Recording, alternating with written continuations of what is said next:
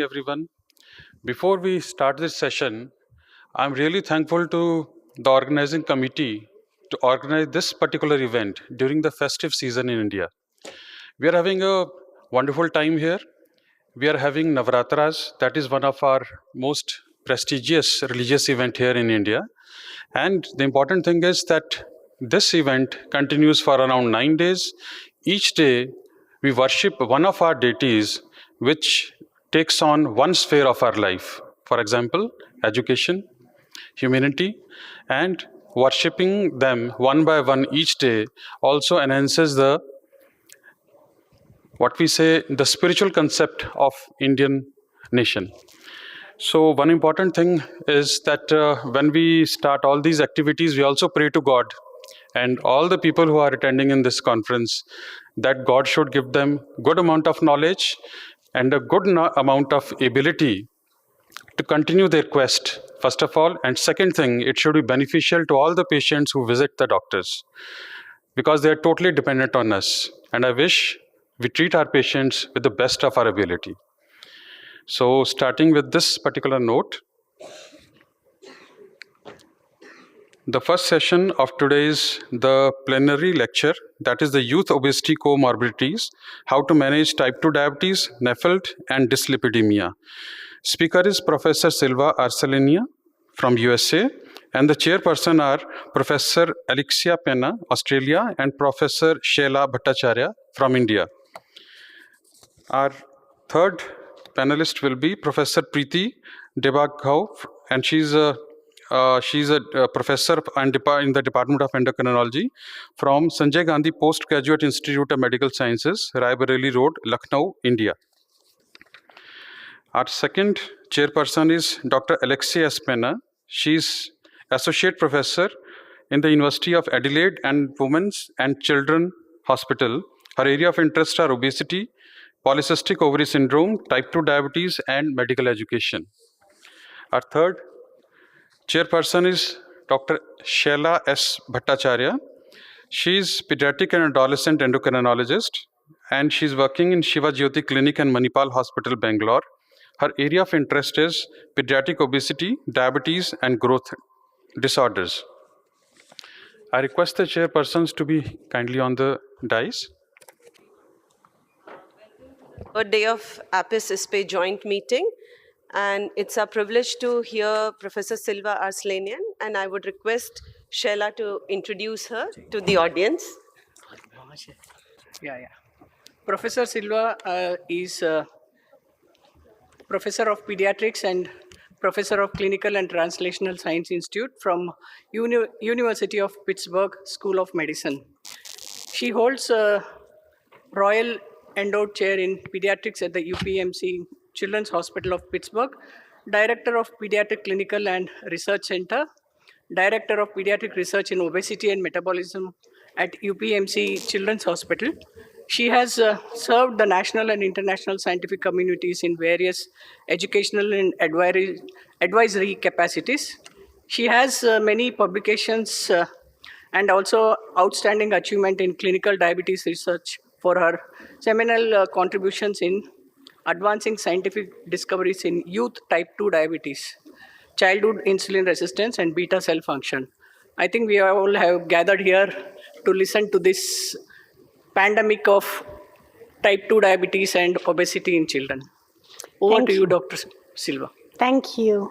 I want to thank the Scientific Program Committee and the local organizers. What's happening?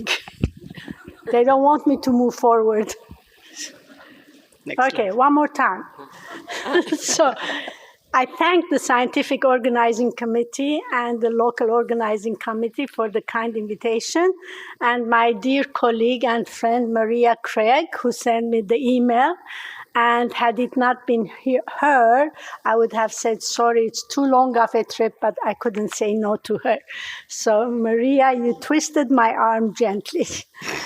So these are my disclosures. The talk that I'm going to present to you today couldn't have happened without the contribution of all these individuals over the years, whether they were pediatric endocrine fellows, junior faculty, PhD postdoc, nurses, coordinators, funding agencies. So my gratitude goes to all those individuals. I'm going to start my talk with this case, which was a real case. CW was a 14-and-a-half-year-old girl with obesity referred to pediatric endocrinology, which happened to be me, fortunately, for evaluation of secondary amenorrhea of 3 years duration. In addition, she had acne, hirsutism, no other complaints except for long-standing obesity. Her family history was positive for overweight obesity, hypertension, type 2 diabetes, and dyslipidemia. Her mother had PCOS, and she underwent sleeve gastrectomy and lost 100 pounds. On examination, her weight was 121 kilograms. Her BMI was 37.5, consistent with class 2 obesity. Her blood pressure was 133/83 on the 95th percentile for her height and sex. She had acanthosis nigricans around her neck, knuckles, and intertrigonous regions. She had striae over her abdomen and hips. Because she was referred for evaluation of amenorrhea, of course, we had to rule out PCOS, and her total and free testosterone were elevated. Her HbA1c, as part of the screening for obesity-associated comorbidities, her HbA1c was 7.4%. She was totally asymptomatic for diabetes. Her random plasma glucose was normal at 165. Her liver enzymes, both ALT and AST, were elevated. Her triglyceride was elevated, and her HDL was low. Because she was totally asymptomatic for diabetes symptoms, and based on the American Diabetes Association guidelines, you have to document a second abnormal test result. So we called them as soon as we got this, told them to go the next morning, repeat HbA1c, and do a fasting plasma glucose. And lo and behold, this is what it turned out to be: A1C 7.1%, fasting plasma glucose above 126, consistent with diabetes. So this girl at the age of 14 and a half embodies the textbook description of obesity-associated comorbidities. She had PCOS, symptomatic. She had type 2 diabetes, asymptomatic. Had we not screened her for obesity-associated comorbidities, we wouldn't have discovered that she has diabetes. She had NAFLD NASH, which nowadays the terminology is MASLD MASH, which I don't like it, but that's okay. And again, that was discovered as part of the screening program. She had dyslipidemia as part of the screening program. She had hypertension by exam. She had sleep apnea by history, so we referred her to pulmonology to perform a polysomnogram. She already had mental health disorder. She was on treatment for depression. And of course, she had long-standing obesity. Now, this is the outline of what I would like to cover with you. You're going to miss your coffee break. So let's start with the health consequences, comorbidities of obesity. On the right side, I've listed for you all the systemic consequences. Pseudotumor cerebri. Patients present with increased intracranial pressure, recurrent headaches, papilledema, increased CSF pressure. I've had one patient like that. Orthopedic complications, slip, capital femoral epiphysis. Focal segmental glomerulosclerosis, which presents with proteinuria, okay? Just merely obesity associated. Cholelithiasis, which we seem to be seeing more and more. Psychosocial complications, asthma, and gastroesophageal reflux. But we are here as pediatric endocrinologists, and we're passionate about these things that I've listed on the left side: insulin resistance, type 2 diabetes, PCOS, NAFLD, dyslipidemia, sleep apnea, hypertension, and risk of cardiovascular disease, which this girl had all of this. It is believed that the linchpin between all these obesity-associated comorbidities is insulin resistance, driven by obesity, particularly abdominal visceral obesity. This is a study which we performed a long time ago. We typically do something called hyperinsulinemic euglycemic clamps, which assesses whole body insulin sensitivity. We assessed that in adolescents with obesity in red and their normal weight peers in green. You can see that insulin sensitivity is around 50% lower in adolescents with obesity versus their normal weight peers. However, if you take two groups of adolescents with the same BMI, 35.2 mean, with the same percent body fat, 43% mean, with DEXA, and you divide them to those with high visceral fat, you can see here, I don't want this to, high visceral fat,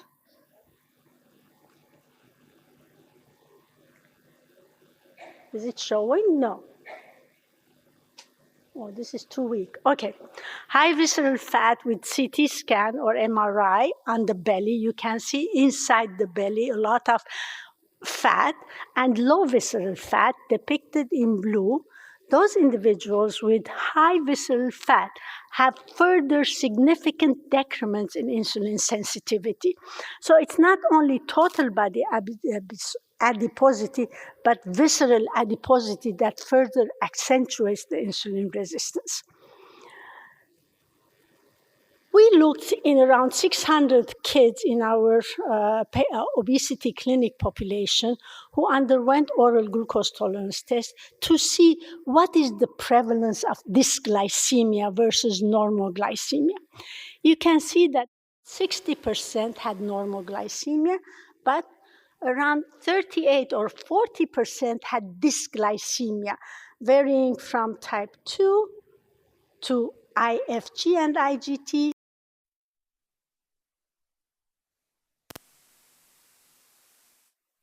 Tolerance, 12.9%, IFG isolated, 9.8%. So a significant proportion had dysglycemia.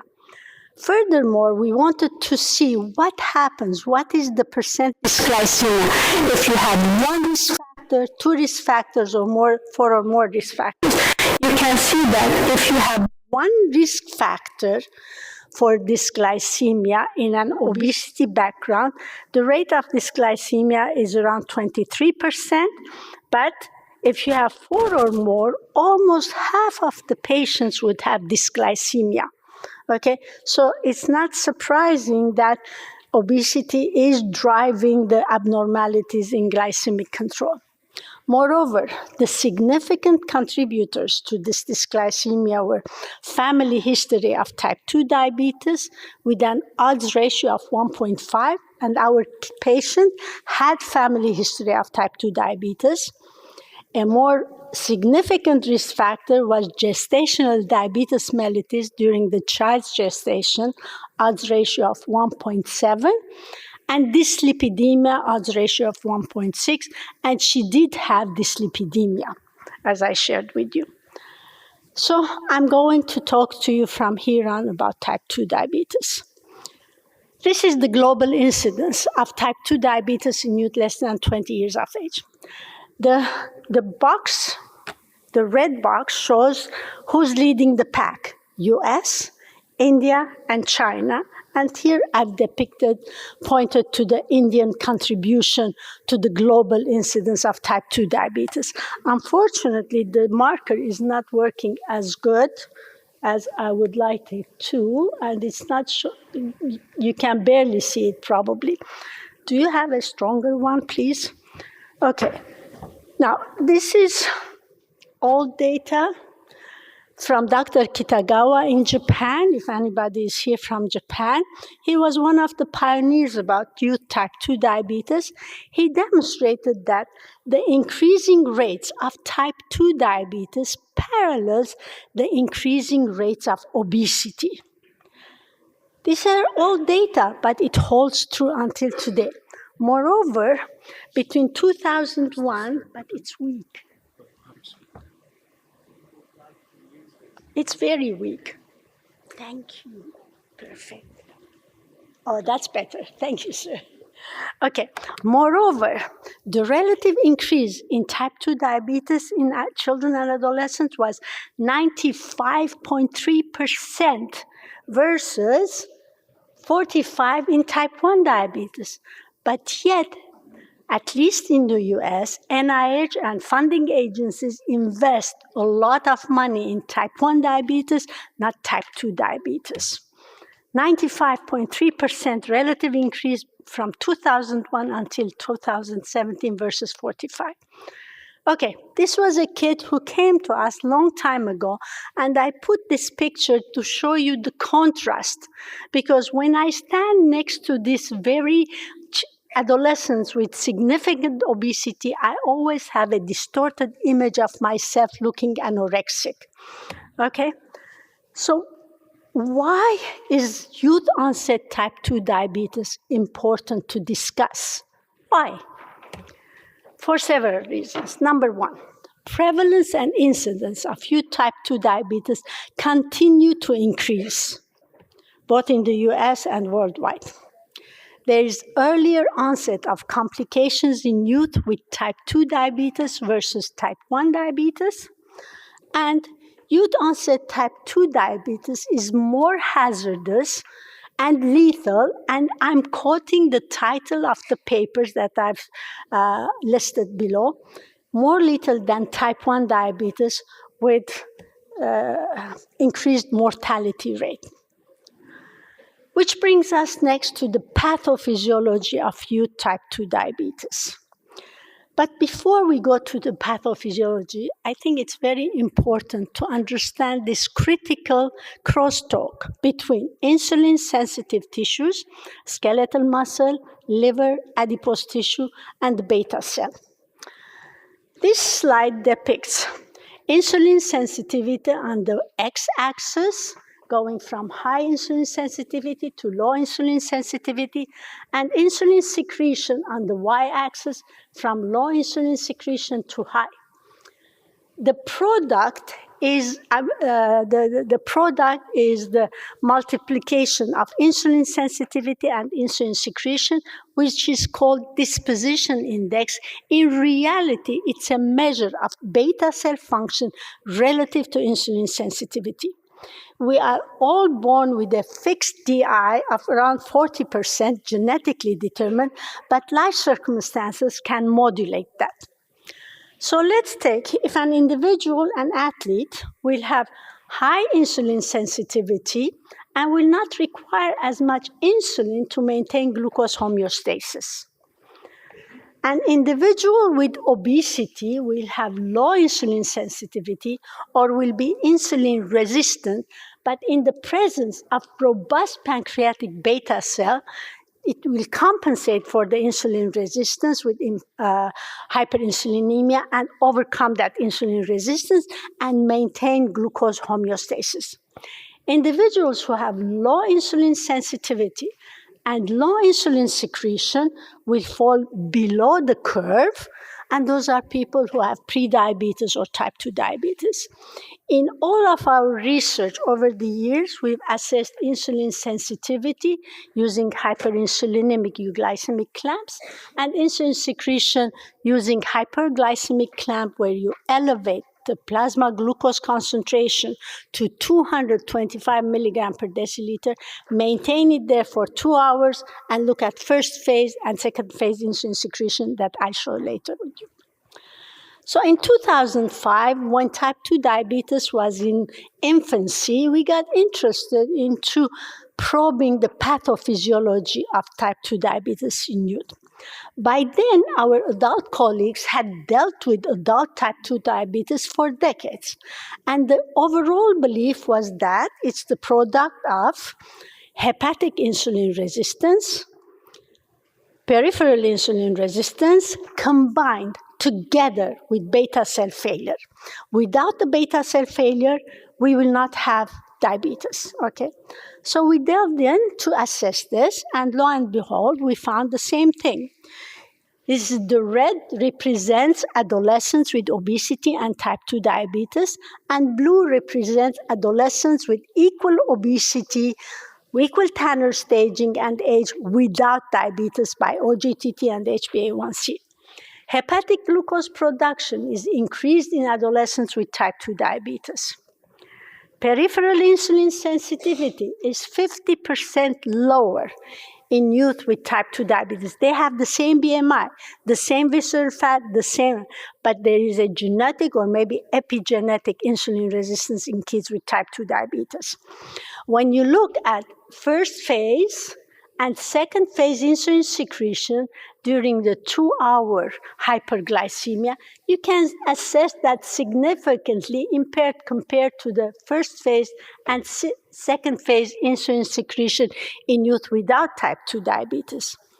And when you express this first phase insulin secretion relative to the insulin resistance, the disposition index is around 90% impaired soon after the diagnosis of diabetes. Not only that, adiponectin levels are significantly lower in youth with type 2 diabetes compared with their peers without diabetes. As you know, adiponectin is an insulin sensitizing hormone produced by the fat. Next, we proceeded to demonstrate that in addition to beta cell failure, there is alpha cell dysfunction manifested as hyperglucagonemia. And here we collaborated with Eli Ferranini and Andrea Mari, and who did mathematical modeling of our OGTTs. And we demonstrated that glucagon concentrations corrected for the glycemia, because hyperglycemia is supposed to suppress glucagon secretion. But despite the correction, youth with type 2 diabetes had significantly elevated glucagon throughout the OGTT. The same was true for youth with IGT, impaired glucose tolerance, even to lesser degrees of elevation, and this is in NGT. So we concluded that there was alpha cell dysfunction with increased glucagon concentrations both in type 2 diabetes and IGT. Next, we were curious to see if there is impaired incretin action or decreased incretin concentrations. So here we collaborated with Eli Ferranini and Andrea Mari, who did mathematical modeling of the OGTT C-peptide secretion compared with the clamp C-peptide, and we demonstrated that incretin effect is significantly impaired in youth with type 2 diabetes, manifested in red, lower incretin effect compared to the blue non-diabetic individuals, and the same was true of impaired incretin effect in adolescents with IGT. So the fact that we demonstrated impaired incretin effect opens up the armamentarium for GLP-1 treatment modalities in youth with type 2 diabetes. But what about incretin concentrations? They were not different among the three groups. Concentrations were normal, but the effect was impaired in youth with type 2. Next, we demonstrated that there was increased lipolysis and adipose tissue insulin resistance. So not only hepatic and skeletal muscle insulin resistance, but adipose tissue insulin resistance, but I don't think I have time to show the data here. Next, let's go to lessons learned from today, which now is yesterday. Today stands for treatment options for type 2 diabetes in adolescents and youth.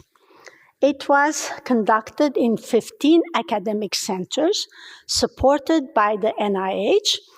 The groups came together in 2002. We planned the protocol, and the major question that today wanted to answer was, what is the best treatment in preventing loss of glycemic control in youth with type 2 diabetes? And the definition of loss of glycemic control was sustained elevations above 8% for more than 6 months, or the inability to wean insulin if insulin was started during an acute intercurrent illness. Is it metformin alone? Is it metformin plus intensive lifestyle? Or is it metformin plus rosiglitazone? Intensive lifestyle was truly intensive and not realistic in real life.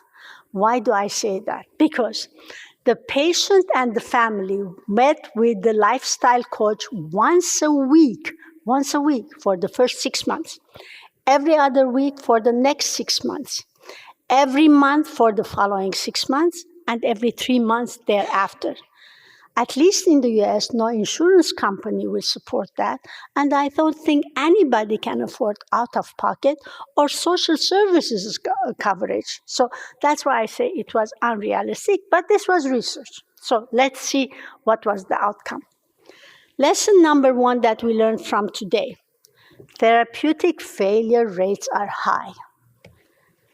Overall failure rate, or 3 treatments combined, was 45.6%. Metformin failure rate, 51.7%. More than 50% of those patients receiving metformin failed to maintain an HbA1c below 8%. We're not talking below 6%, below 8%. Guess what was the best? Metformin plus Rosi. The failure rate was the lowest, meaning that the glycemic outcome was best. You may have wondered, why did we choose rosiglitazone when it was not approved for use in adolescents, and it is still not approved? We chose it because it's a very potent peripheral insulin sensitizer. And I shared with you data that these kids with type 2 diabetes are severely insulin resistant. So it made sense to use a sensitizer. So the outcome was the best, and metformin plus lifestyle failure rate was not any different from metformin alone. So all that time and money and energy invested in intensive lifestyle did not pay off. Now, one thing we learned, that the metformin failure rates in kids with type 2 diabetes, depicted in red, compared with adults from the literature, this is not head-to-head comparison, but comparing today to what was reported in the literature in adults, the failure rates are much higher in kids with type 2 diabetes. You can see that after 1 year, 2 years, 3 years, the failure rates are much higher in kids. You may wonder, why is this the case? So we thought the same way. So could it be that one of the pathophysiological mechanisms, either insulin sensitivity or beta cell function, is worse in kids? And here I show you the data. We collaborated with our adult colleagues in endocrinology, and for every one child, adolescent with impaired glucose tolerance, for every one adult with impaired glucose tolerance, we matched 2 adolescents with impaired glucose tolerance. We wanted to study impaired glucose tolerance and not type 2 diabetes because we did not want treatment to overshadow the underlying abnormalities. So we matched them for BMI, for sex, for race. And what we found was that insulin sensitivity in youth was significantly lower, almost 50% compared with adults. So adolescents are much more insulin resistant than adults with the same BMI, with the same sex, with the same race, with the same IGT situation. In addition, hepatic insulin sensitivity was significantly lower. So the fact that they're very insulin resistant at the liver and the periphery could be one reason why therapeutic failure rates are much higher in adolescents with type 2. We did not assess insulin secretion, but we had another study that looked at it. But in addition, later on, we had another head-to-head comparison that was called RISE, Restoring Insulin Secretion. We studied adults and we studied adolescents. And in that study, too, you can see that youth with type 2 diabetes or IGT had lower insulin sensitivity compared with adults doing the exact same protocols. And during OGTT, it was the case. So there's no question that youth or adolescents with type 2 diabetes or IGT are much more insulin resistant than their adult counterparts. Lesson number 2. If you're wondering what this number here is, the number of publications, but probably by now it's more. Youth type 2 diabetes has an aggressive course with early onset and rapid progression of complications. Why do I say that? At the time of the initial study, in 2010-2011, 85% of youth with type 2 diabetes in today had no evidence of diabetic retinopathy. Within 7 to 8 years, this dropped down to 51% because around 45% developed very mild or moderate, non-proliferative diabetic retinopathy.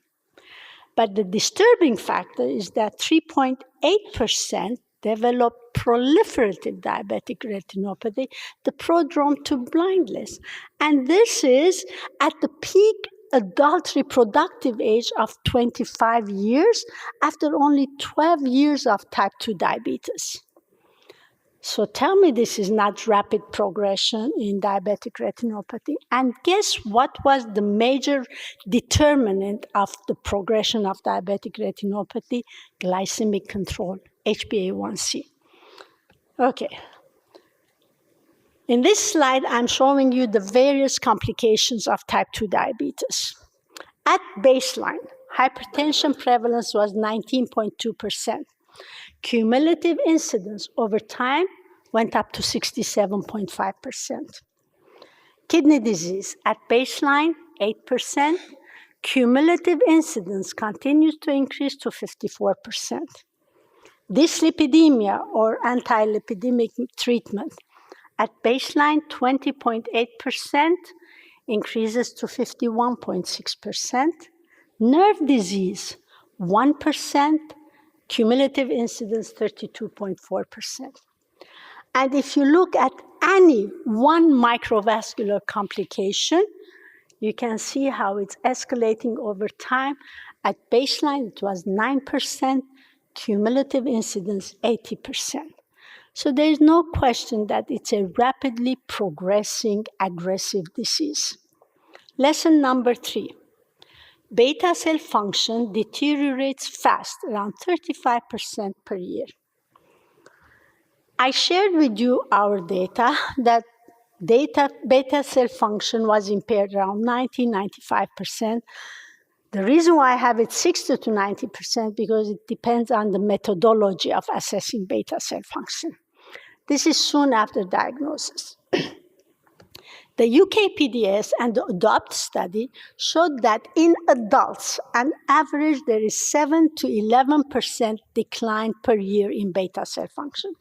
We had no idea what this was in youth until we did several clamp longitudinal studies in Pittsburgh, and then the Today study that showed there is on average 25 to 30% decline. So you remember that I said maybe one of the pathophysiological mechanisms in youth is worse. I showed you that insulin resistance was worse. Now here we're showing that the deterioration in beta cell function is much faster than what has been described in adults. These are the data in Today.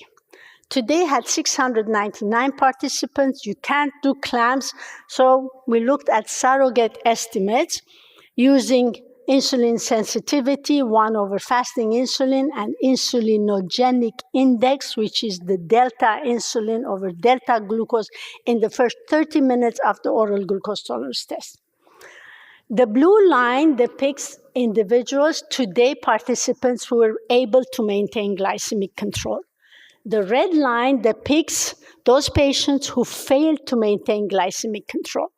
When we looked at insulin sensitivity over 36 months, there was absolutely no difference between those who failed versus those who did not fail to maintain glycemic control.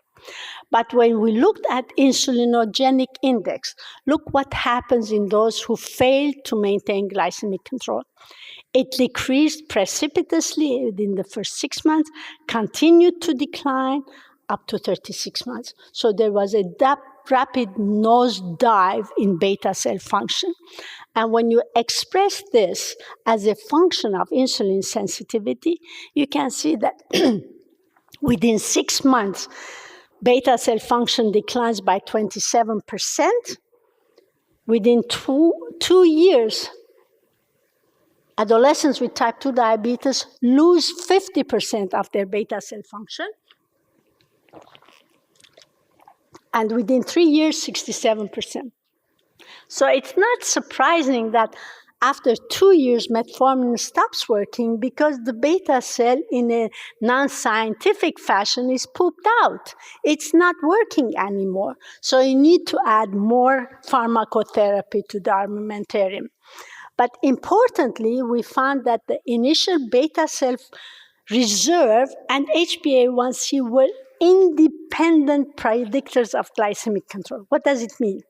Because you may say, okay, if there is good beta cell reserve, HbA1c will be good. But they were independent, meaning the earlier you make a diagnosis when the HbA1c is 6.7% versus 8%, the outcome is better.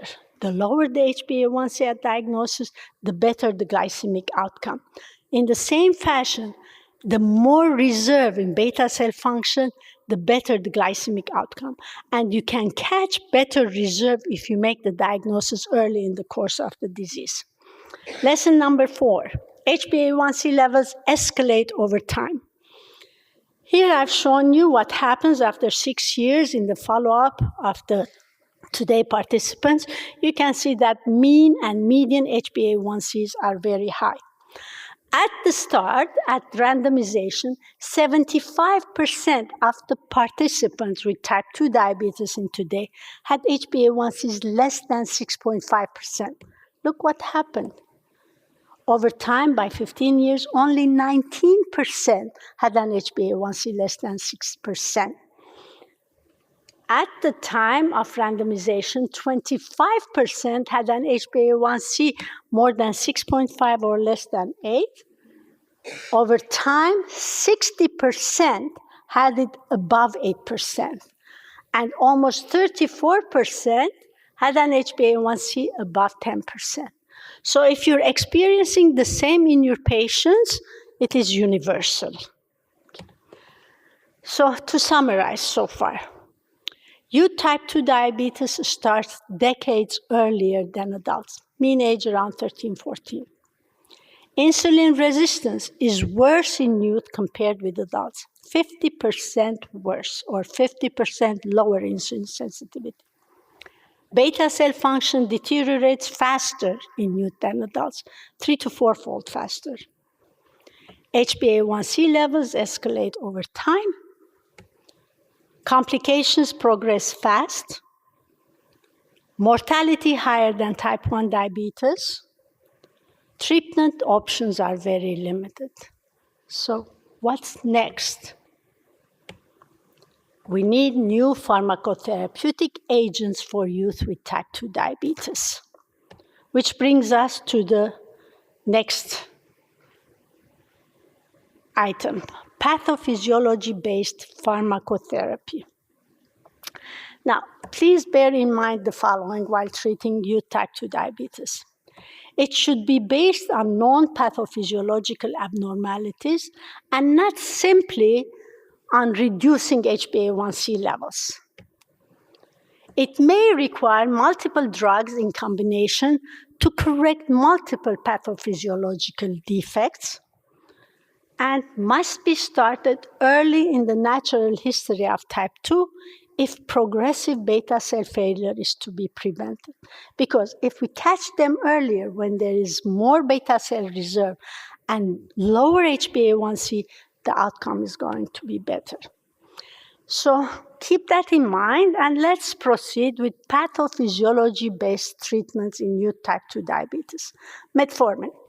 Metformin is a good hepatic insulin sensitizer. It is a lousy peripheral insulin sensitizer. Unfortunately, people use metformin to decrease weight, to do this, or even it is lousy peripheral insulin sensitizer. Don't waste your money on it, okay? The study that led to metformin's approval by the FDA was in 2002. It was a 16-week trial where new-onset youth with type 2 diabetes were randomized to either receive placebo in red or metformin in blue, and the HbA1c outcome was in favor of metformin. So this led to its approval. But this was only a 16-week trial. What happens after a year? What happens after 2 years? We had no idea, but we had nothing else then. This was it. Until I shared with you that today, metformin failure rate was 51.7. More than 50% of the patients failed to maintain glycemic control below 8% within a median of 11 months. Or a mean of 2.5 years. So that's a very fast deterioration of glycemia. Rosiglitazone, a potent peripheral insulin sensitizer, but still not approved in pediatrics, not only in the US, in the EU, and everywhere else. So I shared with you that the metformin failure rates were the lowest. Rosiglitazone failure rates were the lowest, okay? But unfortunately, in the US, we can't use it because we have too many lawyers. And then let's come to GLP-1 receptor agonist. Here are the biological effects of incretin hormones. They increase insulin secretion, decrease glucagon secretion. They improve insulin sensitivity. They decrease hepatic glucose production. They decrease gastric emptying, and they suppress appetite. I shared with you that these are problems, pathophysiological abnormalities in youth. This is a problem. This is a problem. So it makes sense to use GLP-1 receptor agonist. And I shared with you that there's decreased incretin effect, so maybe exogenous GLP-1 administration will overcome the decreased effect and improve beta cell function, improve alpha cell function and suppress glucagon concentration, lower hepatic glucose production, improve peripheral insulin sensitivity, and dampen appetite, resulting in weight loss.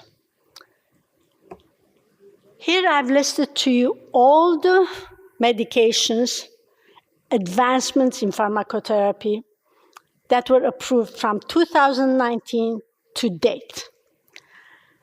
The first column is the drug class, GLP-1 receptor agonist, or SGLT2 inhibitors. The second column is the mode of administration, daily sub-Q, weekly sub-Q, or daily oral.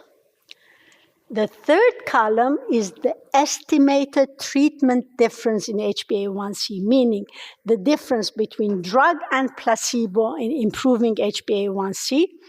And the fourth column is the estimated treatment difference, drug versus placebo, in improving fasting plasma glucose concentrations.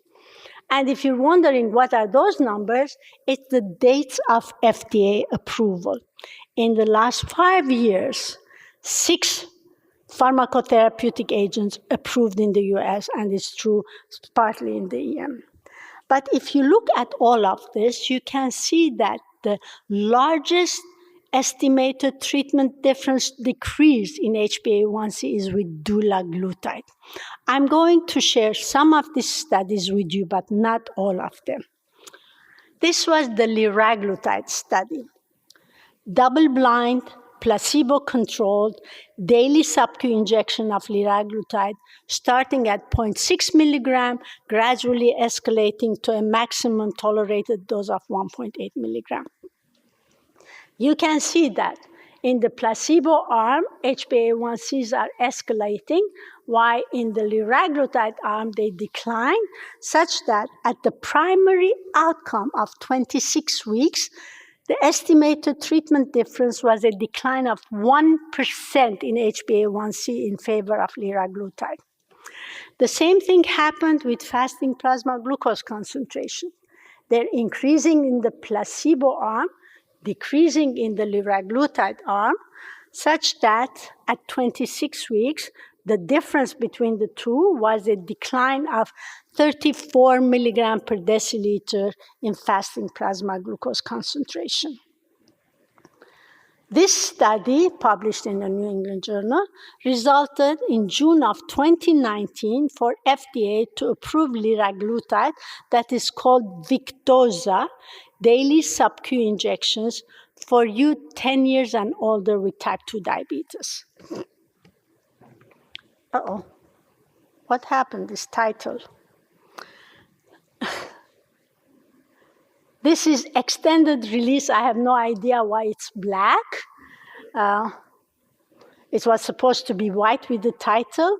But anyway, it's for extended release exenatide, placebo versus exenatide, primary outcome, what's happened? Uh-oh. I think here, yay. Once weekly exenatide in youth. Placebo versus exenatide, primary outcome at 24 weeks.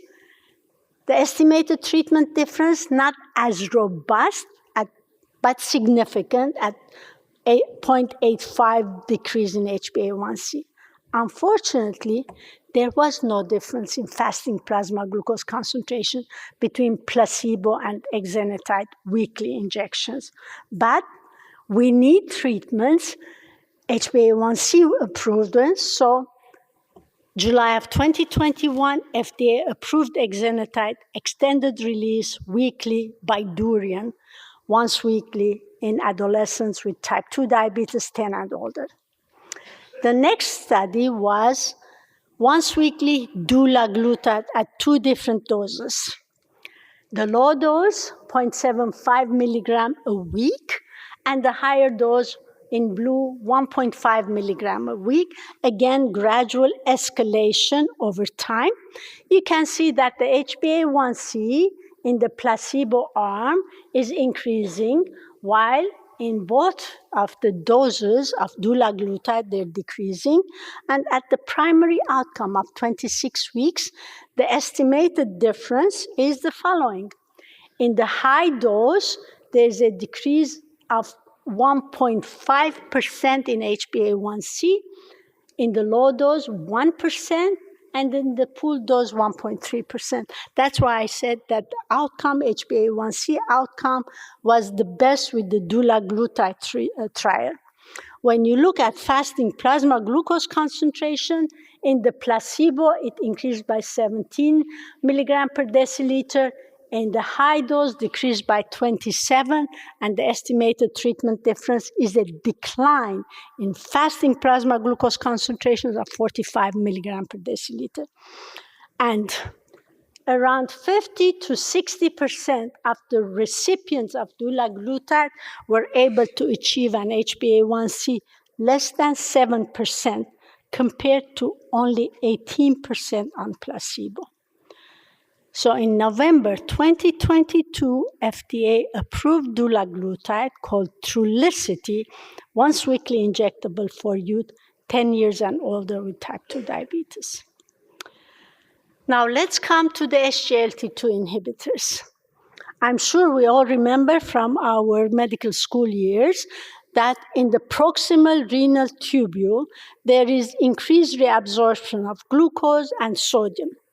What SGLT2s do, they inhibit the reabsorption of sodium and glucose, resulting in glycosuria and decreasing plasma glucose concentrations.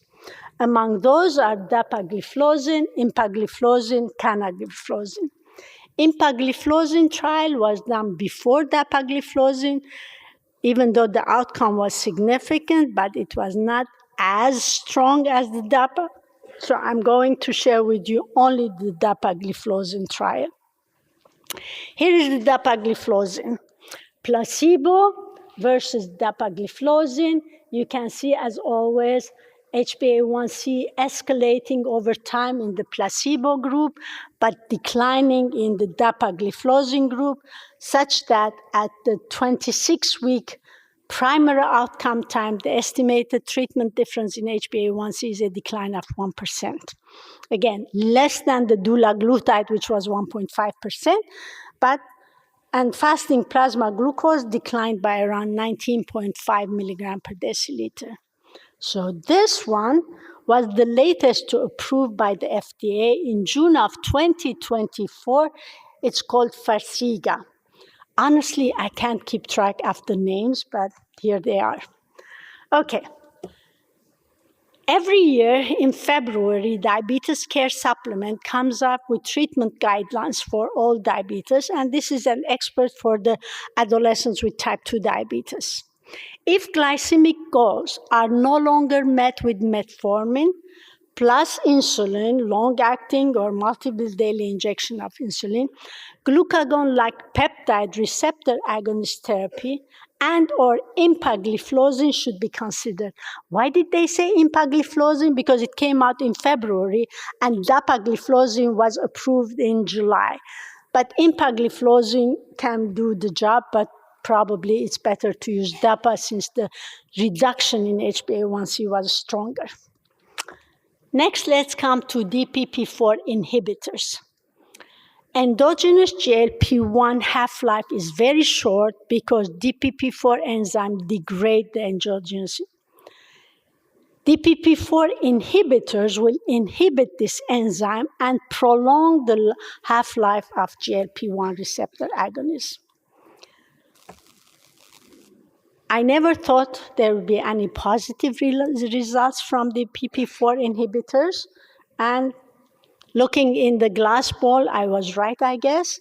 So neither sitagliptin, nor saxagliptin, nor linagliptin proved to be efficacious in reducing glycemia in kids with type 2 diabetes. You may wonder, okay, you talked about GLP-1, you talked about SGLT1, what are the adverse side effects? I'm sure you're all familiar that GLP-1 receptor agonists have class drug adverse events that are all GI related: nausea, vomiting, diarrhea, abdominal pain. So these are very typical of all GLP-1 receptor agonists, whether they're used for weight reduction or type 2 diabetes.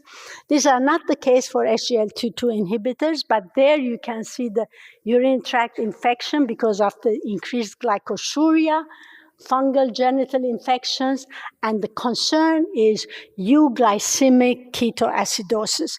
Unless you have your radars up and aware of this possibility, you may miss a euglycemic DKA. Now, we use GLP-1 receptor agonists for weight reduction in adolescents. What happened to weight in all these GLP-1 receptor agonist trials and SGLT2? None of the trials, none, showed any weight or BMI decline at the time of primary outcome. You may wonder why. I'm going to keep the suspense, and I'm happy to discuss it during the question-answer session.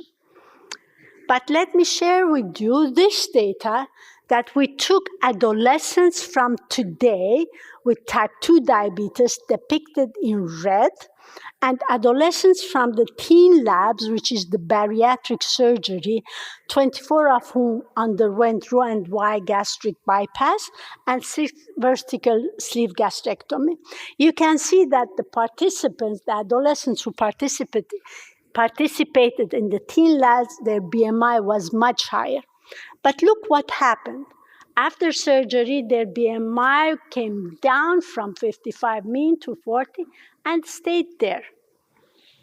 In the today, with metformin or metformin plus Rosie or lifestyle, even though BMI was lower, it didn't budge. It stayed the same despite all that intensive lifestyle.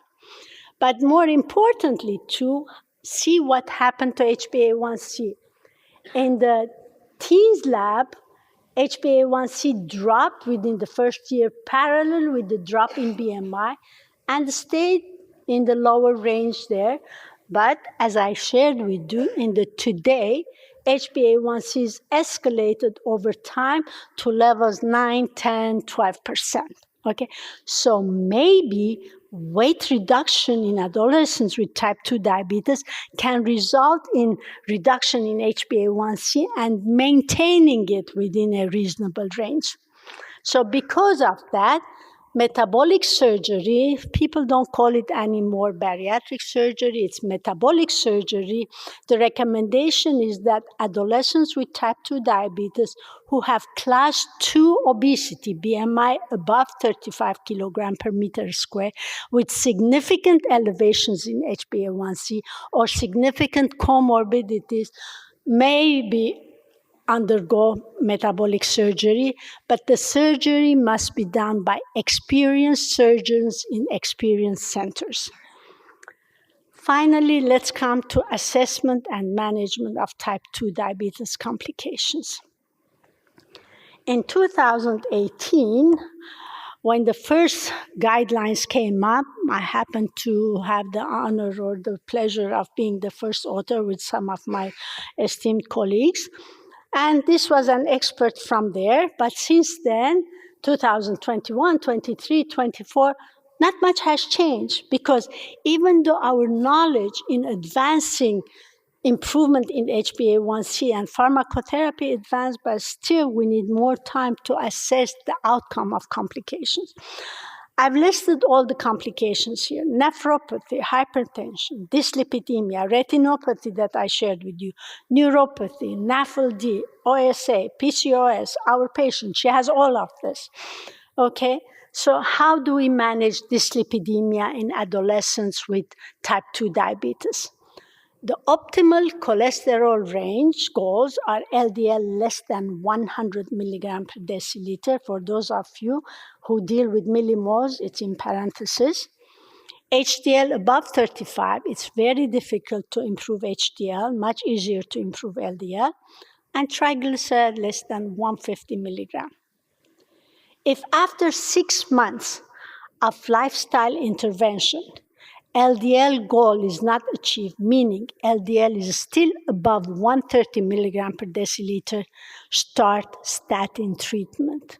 Because diabetes itself is a major risk factor for cardiovascular disease. You add to it dyslipidemia, you're compounding the risk for cardiovascular disease. So start treatment with statin. Now, NAFLD, we heard yesterday about a very nicely performed study of metformin versus placebo in NAFLD, and we saw that it did really nothing. To date, there is no evidence-based treatment for NAFLD, whether it's in type 2 kids, type 2 adults, or in obesity, except just recently, retatrutide was shown to improve in adults with obesity to improve NAFLD. We don't have that data yet in adolescents, whether obese or not. But because NAFLD is very common in youth with type 2 diabetes, from the day of diagnosis, check ALT, AST, or liver enzymes. If elevated, maybe you should do an ultrasound, which only detects liver fat more than 30%. And if over time, sometimes with improvement in glycemic control, liver enzymes improve, but if over time this did not improve, send them to the gastroenterologist. My gastroenterologist hates me every time I send them one, because they say, what can we do? It's obesity related. So to sum it up one more time, Youth type 2 diabetes starts decades earlier than adults, 14 versus 50, 60. Insulin resistance is worse than adults. Beta cell function deteriorates faster. HbA1c levels escalate over time. Complications progress fast. Mortality higher than type 1. And yes, in the last 5 years, we have made tremendous strides in finding new therapeutic agents, but we don't have long-term data. We don't know how GLP-1 treatment will impact complications or SGLT2 treatment, how it's going to. So we have to be very cautious as we move forward. So I think we should learn from our past as we look forward in addressing and answering more questions. With this, shukriya, and thank you very much.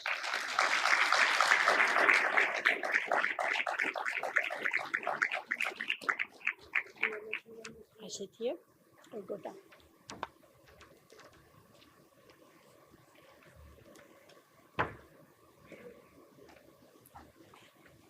This being a plenary, are we still allowed some questions?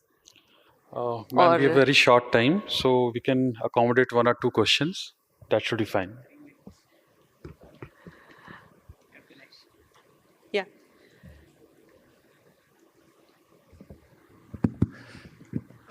Thank you.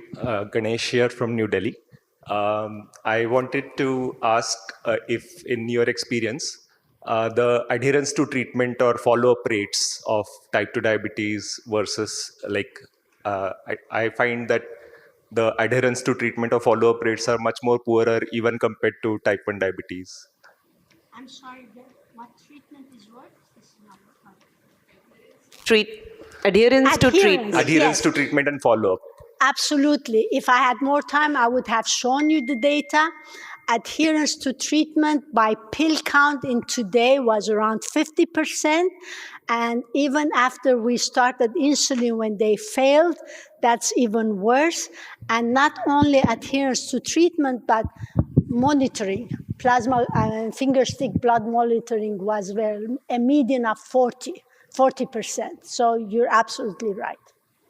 And that's why now we're resorting to continuous glucose monitoring in the US. However, insurance companies will not approve it unless the patient is on insulin, because always the justification for CGM is prevent hypoglycemia.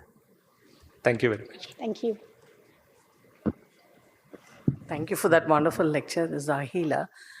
Just a question on the questionable risk for bladder cancer with rosiglitazone. And is it still wise to try it in youth? So, as I said, rosiglitazone outcome was the best. But it's not approved in the US.